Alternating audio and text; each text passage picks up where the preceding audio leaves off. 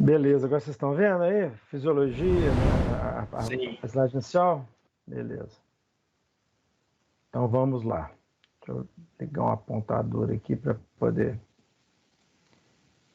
Bacana. Então, vamos começar falando um pouquinho sobre essa, né? Só relembrando essa questão da imunidade passiva e ativa. Isso aqui nós já vimos até a prova sobre ela. Então, a imunidade ativa é quando eu me exponho ao micro-organismo e o meu próprio organismo produz o anticorpo, né? Nesse caso,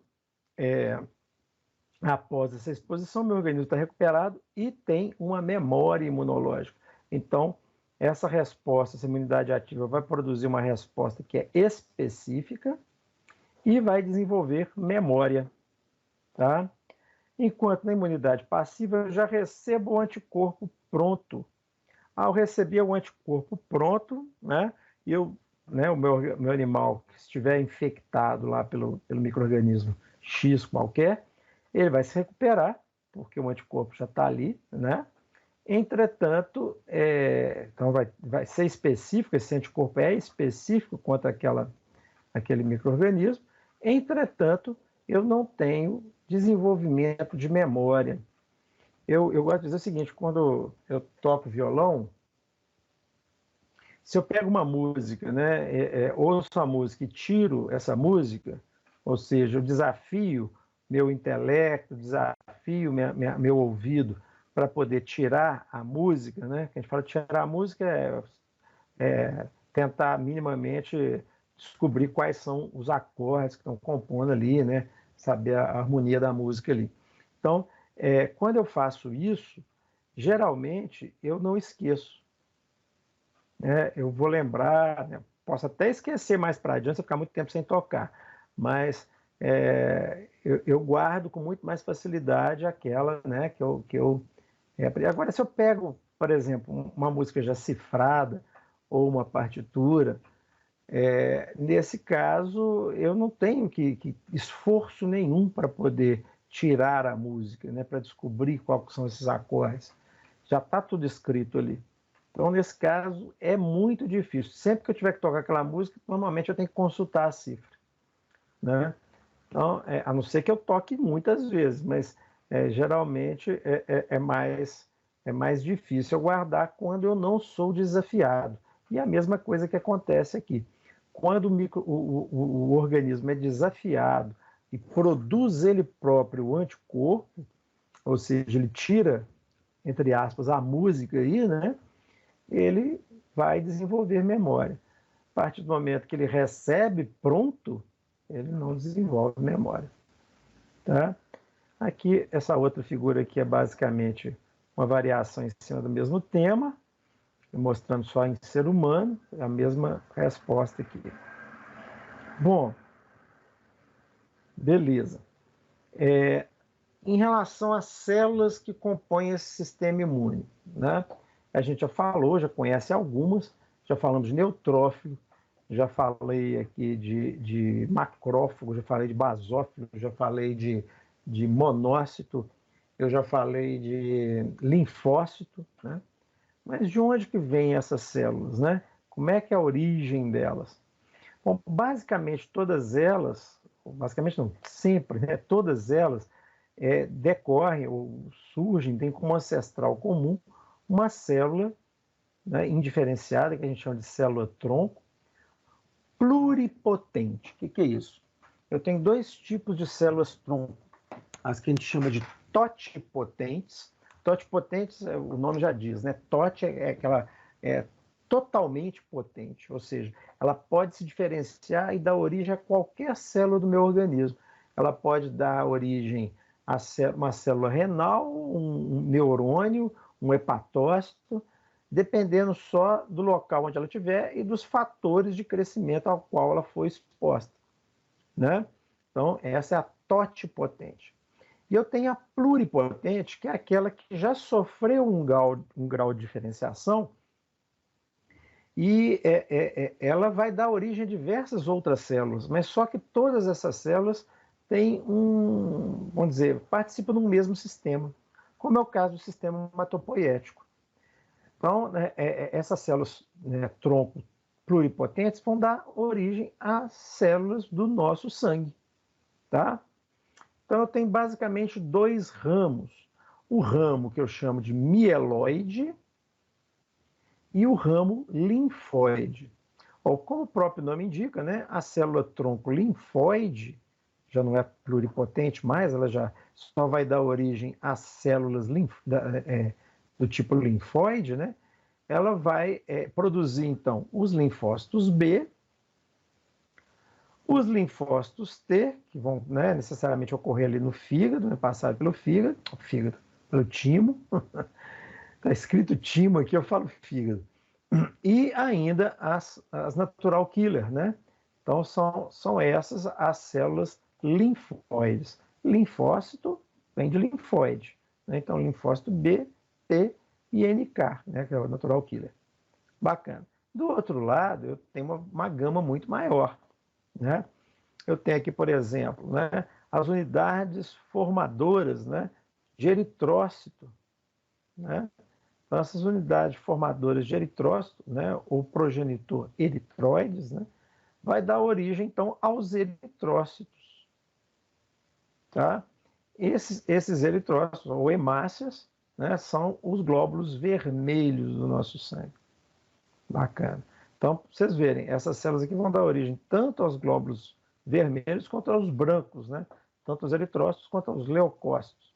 E, além disso, também às plaquetas, né? Então, ela vai produzir uma célula, né? Essa unidade formadora de colônia mieloide, ela produz uma célula que é chamada de megacariócito. O megacariócito ele vai fragmentando, e esses fragmentos do megacariócito é que vão dar origem às plaquetas. Por isso que eu não falo, plaqueta não é célula, viu, gente? Plaqueta é um fragmento de megacariócito. E tenho ainda as unidades formadoras de colônia que vão ser progenitoras dos granulócitos. O que é granulócito? Né? Eu tenho o monócito, eu tenho o linfócito, né? Então, do granulócito aqui, do granulócito é o neutrófilo, né? E eu tenho o monócito, que é o outro aqui produzido. Então, a origem do neutrófilo e do monócito é exatamente a mesma, né? Eles só se diferenciam no final lá, sendo que o neutrófilo vai ter grânulos dentro dele.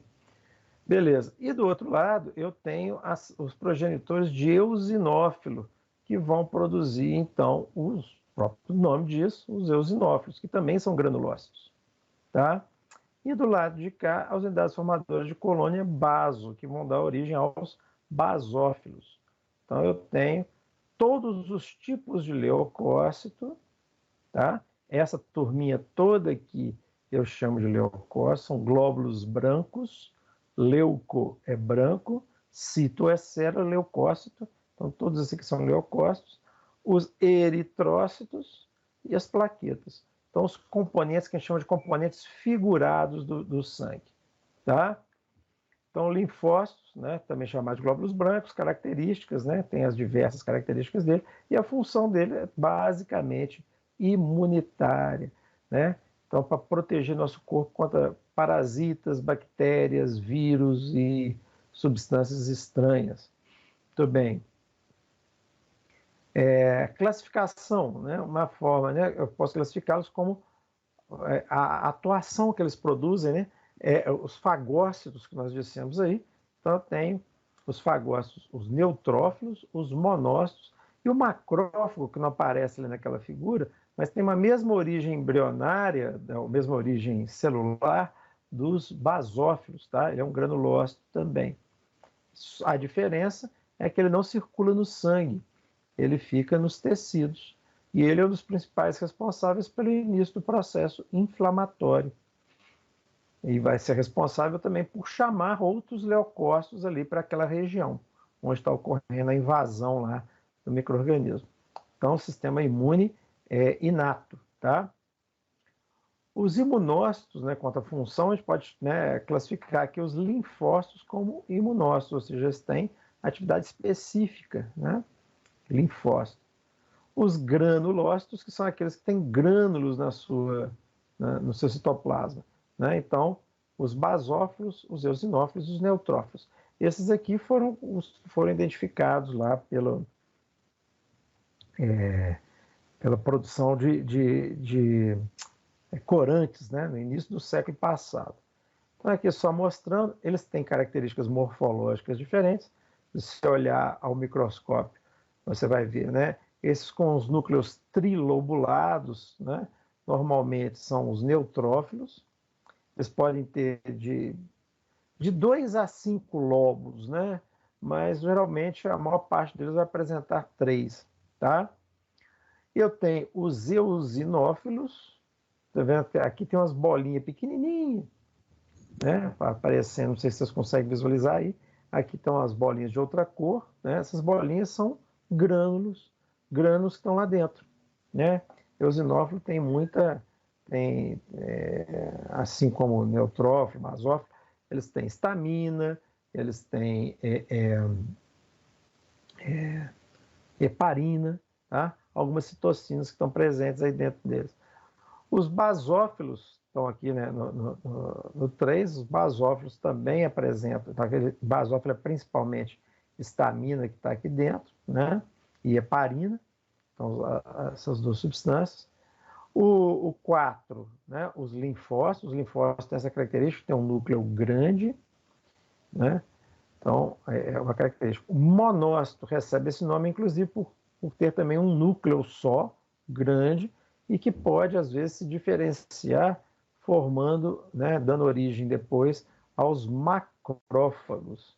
Então, o monócito, quando está circulante, ele recebe o nome de monócito mesmo. Quando ele passa para o tecido, ele tende a maturar e dá origem, então, aos macrófagos. Muito bem. Aqui, neutrófilos, eosinófilos e basófilos, eles têm uma origem também mais ou menos comum. Né? No primeiro momento tem uma ausência de grânulos, depois nos promielócitos vai começar a se formar grânulos que se chamam de azurófilos, né? E depois esses grânulos também vão se diferenciando, né? Os primeiros grânulos então são esses azurófilos, sendo secretados pelo complexo de Golgi, ou aparelho de Golgi, como se diz hoje, né? Os mielócitos também, né? Aqui é o promielócito, depois o mielócito, e vão mudando as características desses grânulos presentes ali, tá? À medida que vai desenvolvendo o aparelho de Golgi. E, por fim, o metamielócito vai dar origem aí a outros grânulos, né, presentes, específicos aí de cada uma das células neutrófilo, eosinófilo ou basófilo. A função dos neutrófilos, né? O neutrófilo, ele é chamado de célula kamikaze. Por quê? Porque ele vai de encontro ao invasor, ele fagocita aquele invasor e grande parte das vezes ele morre, né? Então, nesse processo, ele acaba morrendo. Aqui mostrando, né, um streptococcus, né? Esse em verde aqui é um streptococcus, e aqui, né, em azul, ao fundo, um neutrófilo indo para cima dele, né? Vai fagocitar essas bactérias, né? Eles representam aí de 45% a 75% dos leucócitos circulantes no nosso sangue, né? E, como eu disse, tem o núcleo lobulado e tem função fagocitária. São os primeiros a chegar no local infectado, né? E resolve a maior parte das infecções de curta duração. Pequena carga microbiana, né? Eu tive um cortezinho superficial, não tem uma infecção grande, entrou uma bactériazinha ou outra, eles geralmente conseguem dar conta sem maiores problemas. O eosinófilo já tem uma quantidade menor, de 2 a 4%. O núcleo ele é bilobulado e tem função de combate a invasores de grande tamanho, os vermes e parasitas. Boa parte dessas enzimas, dessas substâncias presentes aqui nesses grânulos, são enzimas digestórias que vão digerir esse parasita. Depois vou ver se no intervalo aqui eu acho no YouTube um vídeo dos eosinófilos digerindo um verme. São importantes em doenças alérgicas. Isso é outra coisa. Quando a pessoa tem alergia, normalmente ele vai encontrar nível de eosinófilo aumentado. Então, você já deve ter visto em exame de sangue, eu tenho a série vermelha e a série branca. A série vermelha, né, as hemácias e hemoglobina, e tem a série branca, que eu vou ver os diversos tipos de leucócito. Dependendo da variação de algum deles, quando tiver, por exemplo, leucócito total aumentado e eosinófilo aumentado, é sinal de que eu estou com uma infecção ou por parasita ou por, estou com alergia. Então, são duas possibilidades normalmente. Então, o eosinófilo aumentado é característica disso. Então, fagocita o complexo antígeno-anticorpo, que vai estar presente tanto no parasita, quanto também no antígeno alergênico. Por exemplo, quando a pessoa tem uma rinite alérgica, entrou em contato lá com, sei lá, poeira. Naquela poeira tem lá estruturas proteicas do ácaro. Então, o anticorpo específico vai lá, gruda nele, e o eosinófilo vai lá, então, para digerir. Tem pouca capacidade fagocitária em relação aos demais leucócitos. Muito bem, basófilo, também baixa quantidade, é o que tem uma das menores proporções. Entretanto, esses grânulos aqui são cheios de histamina. Quando ocorre uma liberação maciça, tem leucotrieno também, quando ocorre uma liberação maciça disso, aquele efeito que a heparina tem como vasodilatador se torna sistêmico, então a pressão da pessoa cai. Esses leucotrienos podem provocar broncoconstrição, edema de glote, que são os mesmos responsáveis pelas crises de asma e rinite. Então, nesse caso, pode ocorrer fechamento da glote, queda de pressão, chamada aí de choque anafilático. Então, estão envolvidos nos processos anafiláticos.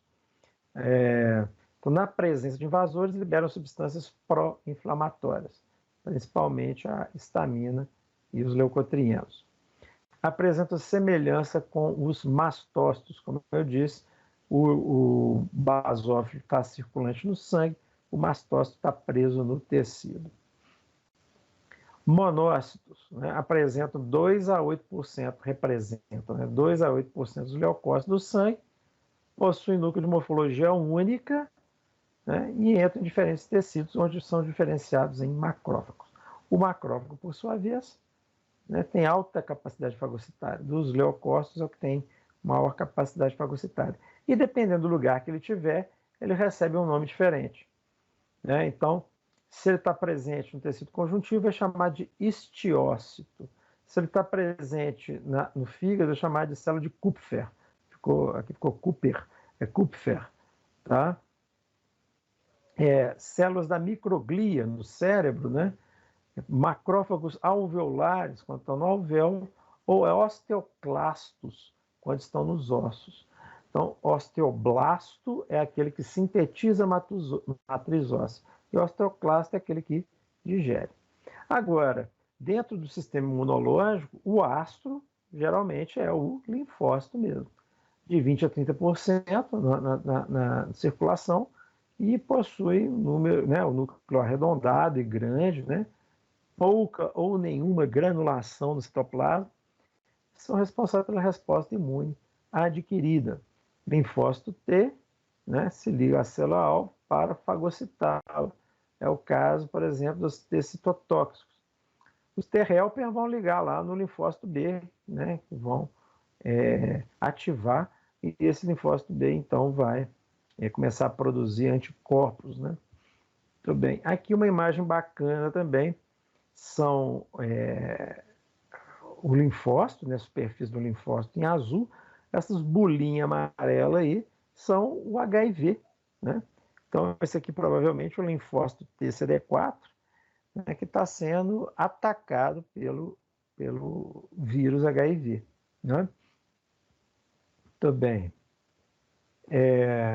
Além disso, os T helper, os linfócitos B, monócito macrófago, célula dendrítica, então, são essas aí os principais presentes aí no nosso sistema imune. A gente chama de células matadoras, né? Esses macrófagos, os fagócitos. Vamos ver aqui se vai rodar.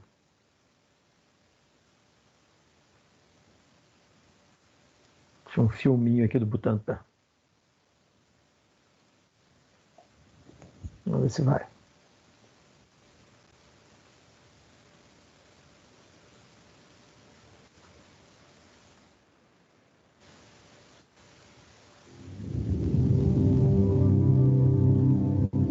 Esse foi um dos natural killer.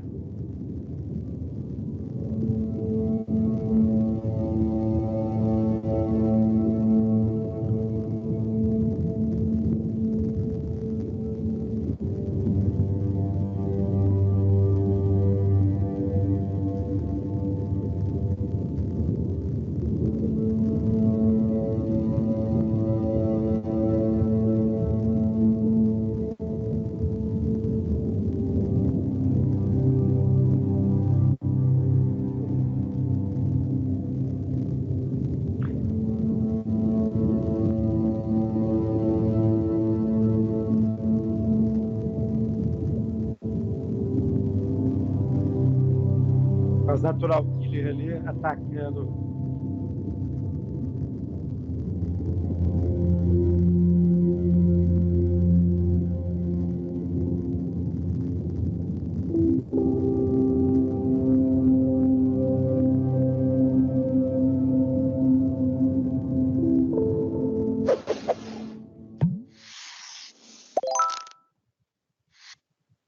Bom, beleza. Aqui, então, mostrando a estrutura aí dos linfócitos, normalmente, a animação é basicamente mostrando, então, a atividade de um tipo, né, de célula, que são as natural killer. Ué. Beleza. Aqui, mostrando a matriz óssea, né, onde acontece a formação das células, monoblastos. No sangue, os monócitos se transformam, os monoblastos se tornam monócito. E depois, quando ela passa para o tecido, ela se torna, então, esses fagócitos aqui, mononucleares, ela vai se tornar o macrófago. Então, né, nascem todas lá na matriz óssea, no sangue é monócito, a partir do momento que passa para o tecido, ela se diferencia e forma, então, o macrófago, dando origem, né, aos diversos tipos, dependendo do lugar aonde eles se encontram. Bom, aqui um pouco mais do mesmo, é só mostrando microscopia. Aqui é interessante, a gente não falou delas, mas as células dendríticas, né, que são fundamentais na apresentação dos antígenos, né, elas são de grande capacidade fagocitária, e são grandes apresentadores de antígenos, né? Mostrando uma microscopia eletrônica de varredura. Aqui outros, né, fagócitos. Aqui é basicamente mostrando a microscopia de cada uma delas. Do mastócito, que aqui está no tecido, né? Fica até mais difícil de visualizar o mastócito aqui, ele está cheio de grânulo. É o basófilo no sangue. E né, você vai ver as hemácias aqui do lado, e o mastócito dentro do tecido, com função muito similar. E as natural killer circulantes aí no sangue também. Beleza, basicamente os órgãos do sistema imune são divididos em dois grandes blocos, né, que a gente vai dividir então em primários e secundários.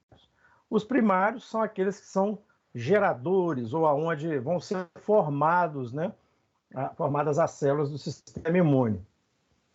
E os secundários são aqueles que estão na periferia, são os periféricos que armazenam ou que passam esporadicamente lá as células do sistema imune, tá? Os linfócitos principalmente. Então, né, eu tenho a matriz óssea, continua sendo lá um dos órgãos geradores, né? Então, o osso, o timo que a gente falou, né, para os linfócitos B, né, o osso, e os linfócitos T no timo. Lembrando até o nome, né? B vem de Bolsa de Fabrícios, mas na verdade nós acabamos adotando bone, né? Ou seja, osso, né? Então, B, então é fácil de lembrar, e o T no timo. Beleza, bacana. Já na periferia, né, os órgãos periféricos, eu vou ter lá, né, os nódulos linfáticos, o baço, né, a mucosa cutânea, né, os tecidos linfóides. Então, eles vão fazer essa passagem, né, sai do sangue, vai para esses tecidos, sai desses tecidos e volta para o sangue, né? Então, normalmente, enquanto eles estão nos órgãos primários, né, nos geradores aqui, eles estão imaturos. E quando eles estão maduros, eles já vão para o sangue e para os órgãos, né, periféricos, né? Aqui é só uma ilustração mostrando esses diversos nódulos linfáticos, as tonsilas, né? Tonsila palatina, tonsina adenoide, que o pessoal acha que não tem função. Para que serve a amígdala, né? Tonsila, né? Tonsila palatina. Para que serve? É órgão do sistema linfóide, assim como também, né, a adenoide, né? A glândula adenoide, a tonsila adenoidea, né? Que também faz parte também do sistema linfóide, né? O apêndice, que o pessoal pensa, o apêndice não serve para nada, serve, né? Se ele não tiver o serviço para nada, ele não estava lá, né? Então, ele também faz parte aí do sistema linfóide aí periférico, né? O secundário. Os primários, então, seriam esses geradores, então a matriz óssea, né? E o timo, né, com a sua estrutura. Os secundários, basicamente, o sistema linfático, tá? Então, são esses os órgãos. Eu estou passando aqui por cima mesmo, porque isso aqui só me ajuda para poder a gente entender outra coisa. Então, é só para poder a gente ter a noção de que eu tenho essa divisão. Então, os geradores ou primários e os secundários, né, ou periféricos, que são, então, divididos aí os órgãos do sistema linfático, do sistema imune. Então, no baço, né, eu tenho o baço. O baço também, de vez em quando, acontece, né? A pessoa tem um acidente, tem ruptura de baço, perde o baço. Então, é um problema, porque ele tem várias funções, não só do sistema imune, mas do próprio sistema hematopoético, como a reciclagem, a retirada aí das hemácias, né? Então, ele é de fundamental importância aí, tá? Bom, então a gente já viu aí, falamos aí das células do sistema imune, falamos especificamente falamos do linfócito, da importância dos linfócitos, falamos daqueles que são gerados, né, os linfócitos B e T, linfócitos gerados B, gerados na matriz óssea, e o T no timo. E falamos que eles também percorrem, né, os órgãos periféricos. Então, eu tenho os diversos linfonodos, nos gânglios linfáticos, todo o sistema linfático, né, como periférico, e o baço, né, que são algumas estruturas de fundamental importância. E agora, dos produtos dos linfócitos, os mais importantes, né, produtos dos linfócitos são os anticorpos, né? Os anticorpos que vão agir contra os antígenos, né? Então, muito bem. Como é que é a estrutura do anticorpo? O anticorpo ele tem uma parte que é constante, ou seja, que não vai variar de um anticorpo para o outro, tá? Então, essa área é constante. E tem uma parte variável. Vocês lembram que eu falei aí, né, que nos linfócitos B ocorre uma recombinação, né, dos genes ali para se produzir RNA mensageiro diferente que vão sintetizar, então, proteínas diversas para termos anticorpos, né? Que os anticorpos nada mais são do que proteínas, né? Proteínas diversas que vão identificar, né, os diversos invasores que porventura venham.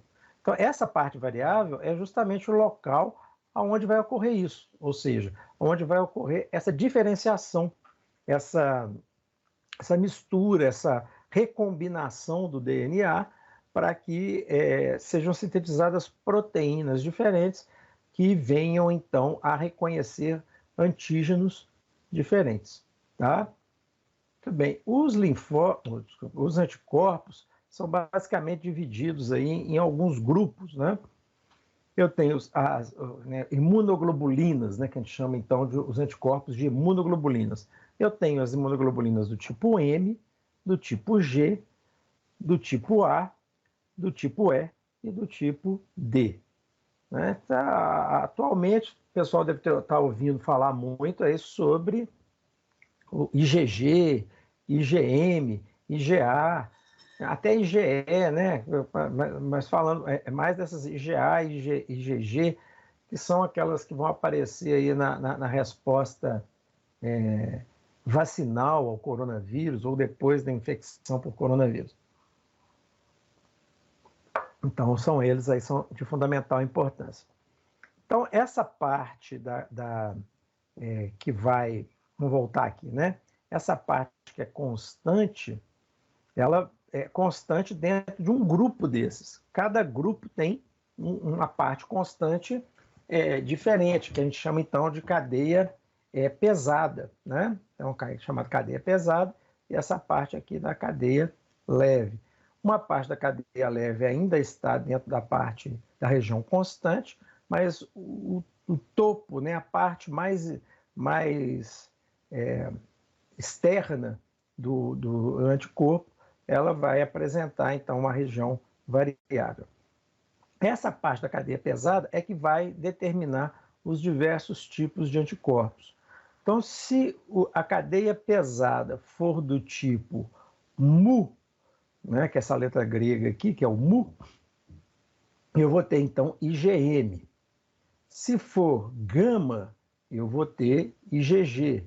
Se for alfa, IgA. Se eu tiver epsilon, vai ser IgE. E se for delta, vai ser IgD. Então, é mais ou menos fácil de guardar, né? Mu, M. Gama, G. Alfa, A. Epsilon, E. E delta, D. Então, são as cadeias pesadas que vão determinar. E elas determinam também a distribuição espacial a estrutura quaternária dessas proteínas, né? dessas imunoglobulinas.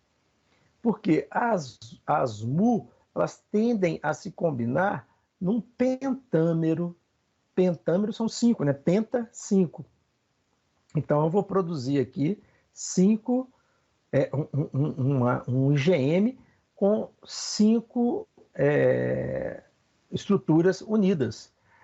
Lembrando que cada estrutura, voltando aqui, né? Cada estrutura tem duas regiões variáveis que vão, cada uma delas, combinar com um anticorpo diferente. Ou seja, no caso da IgM, como eu tenho 5 imunoglobulinas ligadas, cada uma podendo ligar até 2 antígenos, tá? Isso vai me produzir, então, a possibilidade de ligar com até 10 antígenos. A IgG, como é um monômero, ou seja, só tem um, combina só com 2. No caso da IgA, que é um dímero, ou seja, são duas imunoglobulinas ligadas, eu vou ligar 4. A IgE e a IgD, como com a IgG, eu só ligo 2. Tá? Elas, obviamente, vão ter pesos diferentes, de acordo com a estrutura, né? E a porcentagem que elas aparecem né, com os anticorpos totais no sangue, elas também variam, né? Sendo que a que apresenta maior quantidade é a IgG, ok? E aqui tem outros fatores, depois nós vamos comentar sobre, tem um outro quadro ali para frente que a gente comenta mais sobre elas.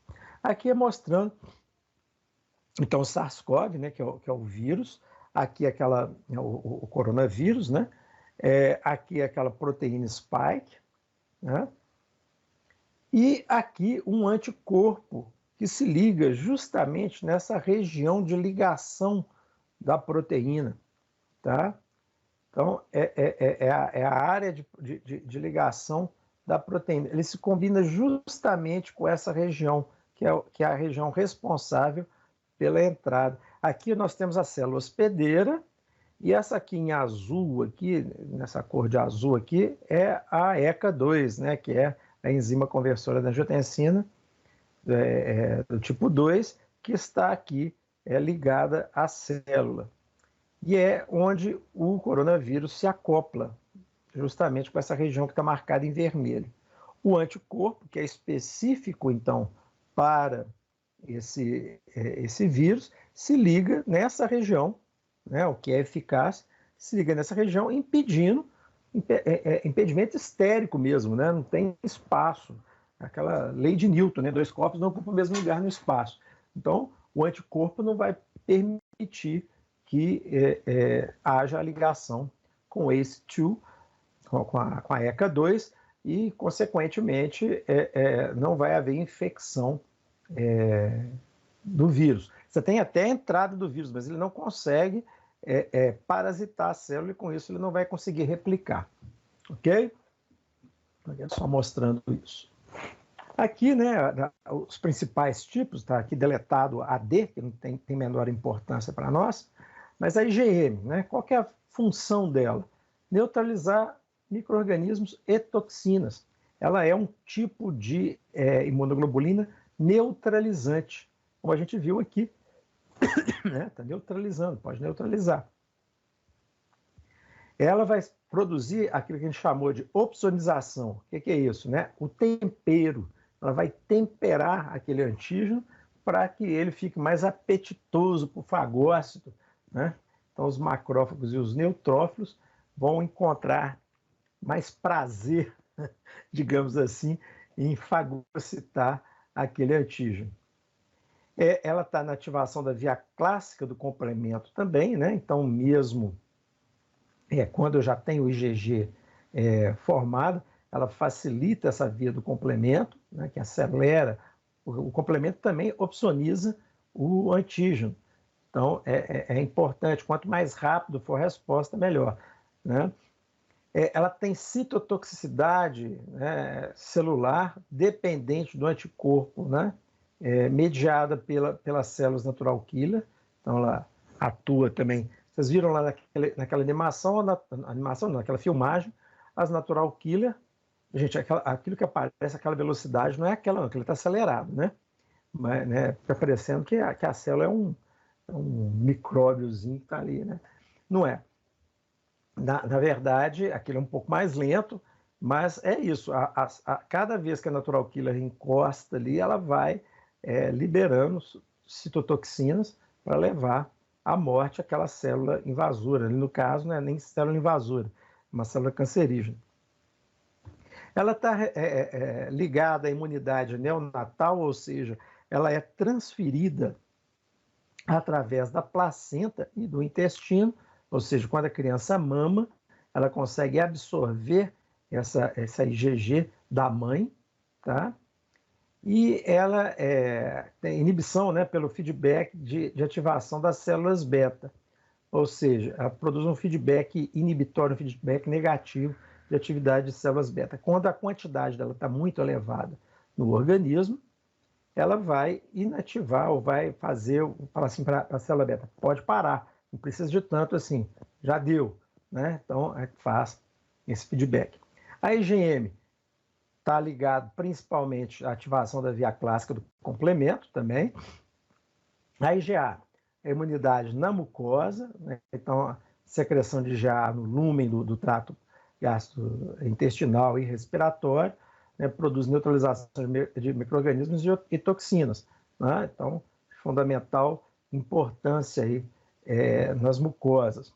E a IgE, ela é citotóxica, citotoxicidade celular, dependente de anticorpos, mediado por eosinófilos. Então, ela sinaliza e o eosinófilo vai, então, atacar aquela célula, né? Ou ela induz também a degranulação do mastócito. Lembra do mastócito que eu falei que é parecido com o eosinófilo, só com o basófilo, só que ele está residente no tecido? Então, quando aparece um antígeno ali, o IgE se liga e degranula o mastócito. O mastócito, os grânulos dele são ricos em histamina. Então há uma liberação maciça de histamina ali no tecido e a pessoa vai ter o quê? Se for no nariz, né? O que vai ocorrer? Vai ocorrer aumento da permeabilidade dos vasos, exudação de plasma, que a gente chama de plasma de apedese, e vai ocorrer então edema da mucosa. O nariz tampa, o nariz escorre, a pessoa tem coceira no nariz, o nariz, né, começa a espirrar. Então é o quadro típico da rinite, né? Então, você teve contato com algum antígeno né, ali no caso, né, na mucosa, né, vai ser via IgE que ocorre essa degranulação do mastócito. Mas ela também pode induzir a degranulação do basófilo lá, e aí é aquele caso da imunidade, do choque anafilático que nós falamos, tá? Então, as principais funções aí, né, dos anticorpos ativar, né, os receptores antigênicos dos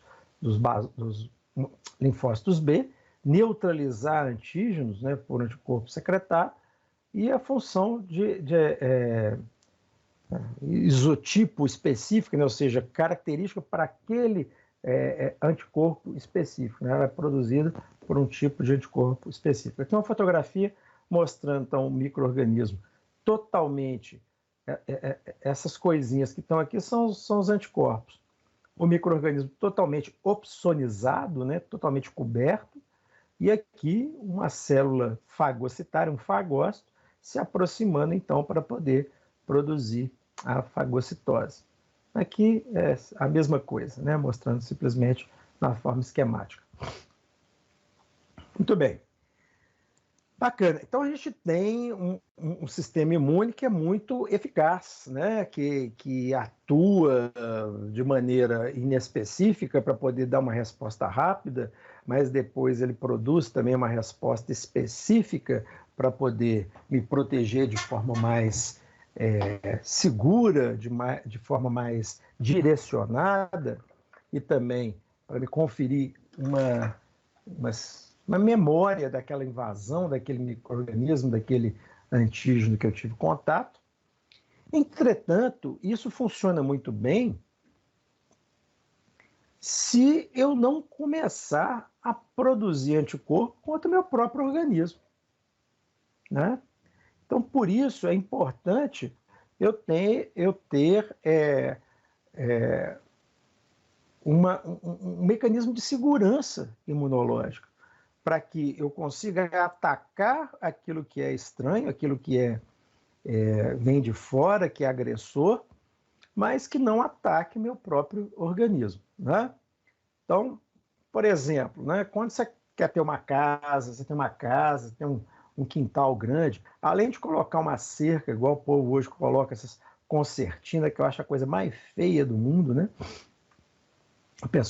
A casa fica parecendo, tem uma aqui embaixo, não, na verdade aqui embaixo, perto da minha casa aqui, que fica parecendo o Ceresp, né? Eu falo, ali, chama a casa de Ceresp. Então, fica feio demais. Mas uma outra forma de manter o seu quintal seguro, o que é? Se vocês têm casa aí, o que vocês costumam, quem tem casa costuma ter o que também no quintal?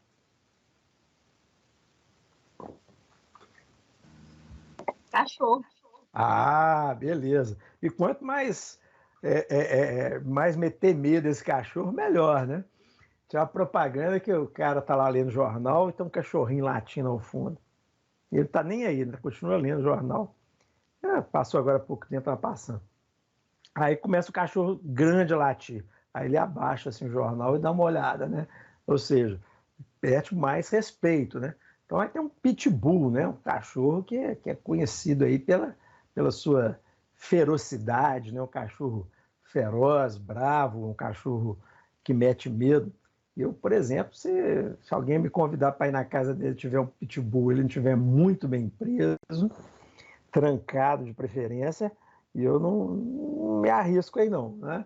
O bicho é bravo, ignorantão. Lá no sítio do meu sogro já faleceu, inclusive, tinha um cachorro apareceu lá, ele criou o cachorro, mas ele não é pitbull, mas ele deve ter algum sanguezinho de pitbull, cabeça bem parecida com a de pitbull.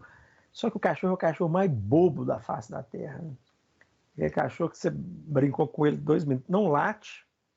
Então, o cachorro, para poder ser, né, protetor da casa, ele tem que latir, tem que ser atacar, né, avançar nos estranhos. Né? Mas tem uma característica do cachorro, né? Ele tem que ser manso, ele tem que ser pacífico com o pessoal de casa. Pô, né? Então, se o pitbull ele é, né, feroz com os que estão de fora, mas ele tem que ser, ao mesmo tempo, tem que ser bonzinho, tem que ser manso com a turma de casa. Quando isso não acontece, como o caso aqui, né, do pitbull que atacou e matou o próprio dono, aí vão dizer, não, o cachorro ele tem esse problema, de vez em quando. Vão falar assim, não, é o dono que normalmente é violento com esses cachorros e acaba... Bom, seja lá que causa for, independente até mesmo da raça, né? Se eu não tiver um cachorro que seja bravo com quem está de fora e com quem vem de fora, e ao mesmo tempo seja manso com quem é de dentro, aí eu vou ter um problema, né? Aqui eu criei um cachorrinho que vai nos acompanhar agora. Esse cachorrinho aqui é o Pit, né? O Pit é de Pitbull, Pitágoras, então é o Pit, né? Então, o tema dessa aula, né, que você já sabe, mas não custa lembrar, é o seguinte, que o sistema imunológico sadio reage a uma enorme diversidade de micro-organismos, mas não contra os autoantígenos, ou seja, não contra proteínas, glicoproteínas, né, lipídios e células que estejam dentro do meu próprio organismo. Tá? Essa é uma característica que o sistema imune tem que apresentar. Então, essa não responsividade, né, aos antígenos próprios, né, do indivíduo, o autoantígeno, é denominada como tolerância imunológica. Então, primeiro termo, tolerância imunológica. Então, é quando o meu organismo, mesmo que perceba, que veja, né, e que consiga verificar as proteínas de membrana, mas ele tolera, né? Ele tolera aquela proteína, aquele antígeno que é próprio meu. Como é que isso é feito, né? Bom, aí é que nós vamos falar hoje, né? Então, tolerância imunológica é a falta de resposta a antígenos pela exposição prévia dos linfócitos. Então, o que acontece? Os linfócitos estão sendo produzidos. À medida que eles são produzidos, eu vou expor, eu vou apresentar o antígeno para que ele reconheça como sendo de casa e não ataque esse antígeno. Vocês já devem ter, né? Quem tem cachorro em casa, às vezes você vai levar uma visita e tudo mais, você tem que apresentar, né, para o cachorro lá, né? Então, não, ele é mansinho. Eu normalmente chego, né? Você estende a mão assim, virada para o cachorro cheirar e tal. Então é isso. O linfócito vai, entre aspas, cheirar, reconhecer aquele antígeno como sendo próprio e deixar passar. Ou entender como sendo uma célula, um antígeno que ele não vai atacar, que ele não pode atacar. Entretanto, eu tenho 3 possibilidades, né?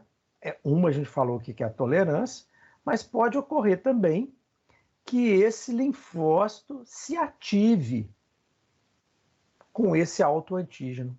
E aí é um problema, né? Ou que ele simplesmente ignore. A tolerância é quando ele é apresentado e reconhece o antígeno, entretanto, reconhece como sendo do nosso próprio organismo, e ele então tolera. A ignorância é quando ele não apresenta nem estrutura para acoplar com aquele antígeno próprio. Tá? Ele ignora mesmo. Né? Então aqui tem um esquemazinho dessas 3 possibilidades. A ativação. Então, formou-se o linfócito, né? O que aconteceu? Ele foi exposto a um antígeno imunogênico. O que é imunogênico? É capaz de induzir o sistema imune, né? De gerar imunidade. Tá? Quando isso acontece, que é no caso das infecções que a gente viu aí, eu vou ter a ativação desse linfócito. Esse linfócito vai proliferar e vai se diferenciar, né? Se for linfócito B, para produzir anticorpo, né? Ou se for um linfócito T, para produzir, para estar, né, em número maior, para atacar lá o antígeno invasor. A segunda que nós falamos, né, que na verdade foi a primeira que nós comentamos hoje, a tolerância. Na tolerância, o que acontece? Eu tenho o meu antígeno, meu linfócito, eu tenho meu antígeno, mas é um antígeno meu, é próprio, nasceu aqui em casa, né? Nasceu comigo. Então, ele é um antígeno que a gente vai chamar de tolerogênico, ou seja, que o linfócito vai, entre aspas, cheirar, mas que não vai responder contra ele. Beleza. Quando isso acontece, eu chamo isso de anergia. O que é anergia? É quando aquele linfócito é apresentado ao meu antígeno tolerogênico, ou seja, que eu vou tolerar, né? E não produz resposta nenhuma. Ele fica lá, ele passa, ele encontra aquele antígeno diversas vezes durante o dia, mas não vai causar mal nenhum a ele. Agora, se eventualmente ocorrer uma ativação, essa célula entra em apoptose. Eu seleciono, tá? É aquilo. O cachorro que começou a estranhar seu filho de 2 anos de idade, né, você tem duas opções. Ou você dá esse cachorro, ou você sacrifica ele, né? Porque senão vai acontecer, né? Vai acontecer uma tragédia. Então, nesse caso, o organismo, né, induz a apoptose dessa célula, quando ela começa a apresentar qualquer sinal de reconhecimento do antígeno próprio. Tá? Então, entra em apoptose. E no caso da ignorância, é quando o antígeno ele é não imunogênico. O tolerogênico é que é tolerável. O não imunogênico é aquele que nem percebe. Tá? Então, ocorre, não tem resposta alguma. Não vai ter anergia, não vai ter proliferação nem diferenciação, não vai produzir apoptose, mas meu linfócito também não vai reconhecer esse antígeno. Então, são estruturas que muitas vezes não são antigênicas. Eu já havia falar de essa coisa é antialérgico, né? Ou hipoalergênico, né? Então, mais ou menos a ideia é essa, né? De não induzir a imunidade, né? De forma alguma, que não aparece nada. Bom, falando da tolerância, eu tenho como que é, ou melhor, onde que ela se desenvolve, né? Então, a tolerância, que é essa não responsividade imune a determinado antígeno, ela pode se desenvolver em 2 lugares, né? A tolerância a autoantígenos de nível central naqueles órgãos linfóides primários que a gente falou, que era mesmo? Era osso e timo, não é isso? Matriz óssea e timo. Então, a eliminação de linfócitos que eventualmente se tornem autorreativos, né, esse daqui, ó, esse caso aqui, né, induzida pela morte dos linfócitos T imaturos, eles ainda estão lá no nível central, lá nos órgãos formadores, né, quando eles colidem, então, com esses antígenos, né, então, que estão lá. Esses antígenos são apresentados por esses linfócitos lá no timo, tá? No linfócito T, lá no timo. Então, o timo ele tem vamos dizer, uma coleção de antígenos próprios nossos, que ele vai apresentando para o linfócito. Pessoal, esse daqui, esse de cá, esse outro aqui, esses aqui são todos nossos. Pode deixar eles passarem, né? É como se ele desse uma lista de convidados ali para o meu linfócito. Ó, esse daqui você pode deixar entrar, pode deixar passar, né? Beleza. Então, é esse de nível central. Obviamente que eu tenho a outra tolerância, que é a periférica, né? Nesse caso, ocorre a eliminação ou deleção ou a anergia.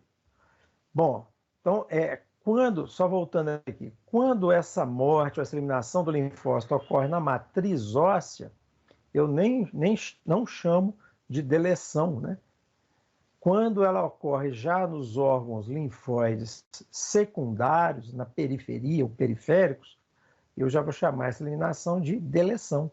Eu estou deletando o linfócito que está reativo, né? E quando ele, passou nos testes todos, saiu lá do timo, bacana. Passou nos tecidos periféricos, bacana. Não respondeu contra o nosso próprio sistema imune, eu chamo então isso de anergia, tá? Beleza. Decorre então do reconhecimento de antígenos pelos linfócitos maduros nos tecidos periféricos. Aqui é um esqueminha mostrando justamente a mesma coisa. Então, os linfócitos aqui, passando. E tem um detalhe. Lá pode acontecer uma terceira possibilidade, que é quando eu tenho um linfócito T, né, que reconhece o antígeno, mas ele entra num mecanismo que eu chamo de autorregulatório, tá? Ele desenvolve o que a gente chama, então ele vai virar o que a gente chama de linfócito T regulatório. O que é isso? Ele vai suprimir a atividade de algum linfócito que eventualmente passe a reagir contra os antígenos próprios, tá? É como se ele fosse um vigia ali, né, do organismo para evitar que outros linfócitos se ativem contra aquele autoantígeno, tá? Estou aqui mostrando a estrutura central, o que acontece, e a estrutura periférica também, o que acontece. Beleza. Aqui no timo, a parte, né, central, mostrando aqui a ocorrência, né, seleção negativa ou deleção, que é quando eu deleto lá, produzo a apoptose, ou a formação lá no timo dessas células reguladoras, que vão, então, suprimir a atividade de outros linfócitos que, eventualmente, reconheçam os autoantígenos. A mesma coisa acontece para o linfócito B, tá? Também tem a central, que vai acontecer lá na matriz óssea, na medula óssea, de células imaturas, né? E também dos maduros, que vai acontecer, né, na periferia, né? Como que isso acontece, né? A anergia, né, no caso do linfócito B, ela é disparada quando o linfócito B maduro, ele vai ser apresentado, ele reconhece um antígeno próprio, mas sem a presença do linfócito T. Então, se não tiver... Vocês lembram que para poder eu ativar o linfócito B, eu precisava de duas chaves? Uma era a ligação com o antígeno, e a outra era o acoplamento do linfócito T específico para aquele antígeno também. Então, esses dois mecanismos, né, que ativavam o linfócito B. Quando ocorre só a ligação com o antígeno próprio, mas eu não tenho um linfócito T que vira a segunda chave ali do linfócito B, esse linfócito B vai ficar anérgico, ou seja, ele não vai responder contra o meu próprio organismo. Ok? Bom, em suma, eu tenho duas possibilidades. A tolerância se desenvolver enquanto a célula ainda está imatura ou quando ela já amadureceu. Quando ela está imatura, no caso dos linfócitos T, isso acontece dentro do timo. Quando ela já está madura, está circulante, ela vai acontecer nos órgãos periféricos, né? Nas duas situações, eu posso ter a morte dessa célula se começar a ocorrer né, a autorreação, começar a reagir contra antígenos próprios, ou eu posso ter a anergia, que é quando ele fala, né, conhece o antígeno próprio, mas não vai brigar com ele, não vai atacá-lo, né? A mesma coisa para o linfócito B. Só que no caso do linfócito B, a energia se dá pelo reconhecimento do antígeno sem a ligação do linfócito T. Beleza. Então, quando ocorre, né, a autoimunidade, é uma resposta imune contra os autoantígenos. Tá? Então, provoca lesões celulares, teciduais, e vai ser, então, a causa das doenças autoimunes, que nós vamos ver mais adiante. Aqui é mostrando como é que ocorre lá no amadurecimento de células T, né? Então, eu tenho lá células do timo, né? Então, da célula epitelial medular tímica. Então, essa célula ela tem uma variedade de antígenos que vão ser regulados por uma proteína, né? Que é reguladora de antígenos, tá? Então, ela vai apresentando os diversos antígenos ao linfócito T para que ele se acostume, né? Se ele não se acostumar, se ele começar a ficar ativado, ocorre a seleção negativa ou deleção. Ou, então, ele pode produzir o desenvolvimento das T reguladoras, né, que vão impedir a atividade de outras lá, né? Agora, existem pessoas que naturalmente, por problema genético, não têm essa proteína reguladora, né, essa apresentadora de antígeno aqui, né? Nesse caso, né, a gente chama de proteína reguladora autoimune, AIRE é a sigla em inglês, né? Quando a pessoa não tem ou tem uma deformação dessa proteína autorreguladora, ela não vai apresentar um antígeno e não vai ocorrer essa seleção negativa e, consequentemente, eu começo a ter ataque desses linfócitos aos meus diversos tecidos, aonde os antígenos estiverem presentes. E aí é que acontece a autoimunidade. Aqui é um esqueminha, esses aqui vocês têm, inclusive, né, eu tirei daquele livro de vocês, né, aquele livro da disciplina que aparece lá tá dentro do AVA, né? Vocês podem pegar, é um esqueminha mostrando isso, né?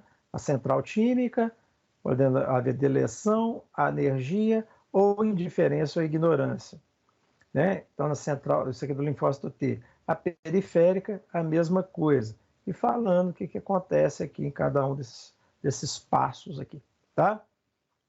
Beleza. Então, como eu disse, a parte de doenças autoimunes nós vamos ver depois da prova só, tá? Então, doenças autoimunes, o que são, como se desenvolvem, como são tratadas. Então, assista na próxima aula, tá?